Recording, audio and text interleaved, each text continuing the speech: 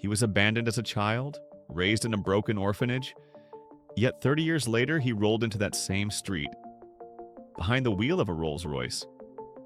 How did he go from having nothing to owning everything?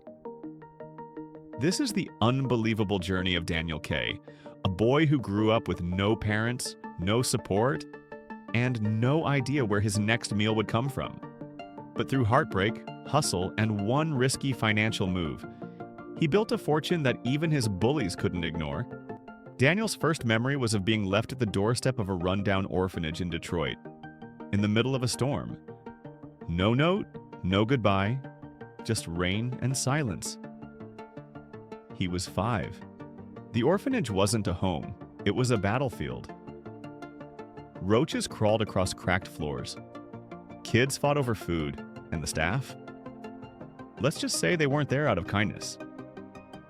Daniel would sit by the window every evening, watching cars pass by. He told himself, one day, I won't just be in one. I'll own one, the kind people stare at. But that dream felt impossible. At 16, he aged out of the system. No family, no job, no place to sleep. He spent nights in libraries just to stay warm. And one day, something changed. He found a book, Rich Dad, Poor Dad. It wasn't food, but it fed him. That book lit a fire. He realized wealth isn't just about money, it's about mindset. Daniel started hustling. He took every odd job he could find, janitor by night, dishwasher by day. Every dollar he saved went to one thing, learning. He watched free finance YouTube channels, read blogs, listened to audiobooks while scrubbing floors. Then came the big risk. He had saved $3,000 in 2 years. Instead of buying a used car like most people would, he enrolled in an online coding boot camp. Everyone said he was insane, but Daniel said, a car depreciates. Skills appreciate. What would you have done with your last $3,000? Chosen safety or skill? Drop your answer below. I want to know. The next 6 months were brutal. He studied 12 hours a day, learned late into the night, applied to every tech company he could find. And finally, a response. A startup in Chicago took a chance on him. First salary? $65,000. He cried in the bathroom after getting the offer.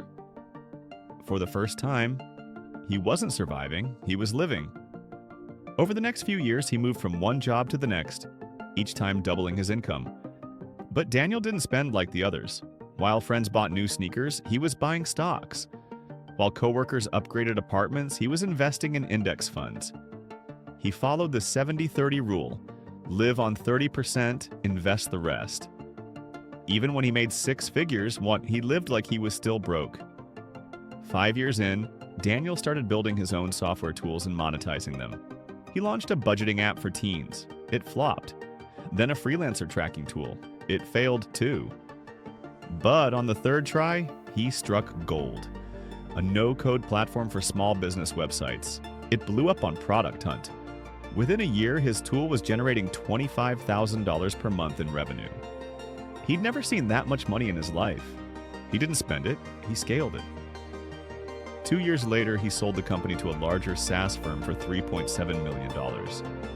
From orphan to millionaire. So what did Daniel do with the money? He drove back to Detroit. Same street, same orphanage.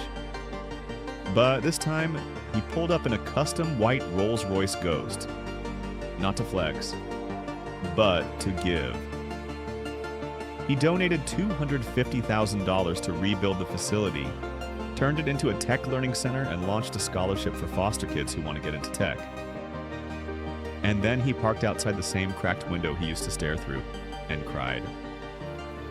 Have you ever wanted to prove your worth to the place that broke you? Tell me in the comments. I'll read everyone. Daniel once said in an interview, I used to be angry that I had no one. But then I realized it made me fearless. No one's coming to save you. So you save yourself.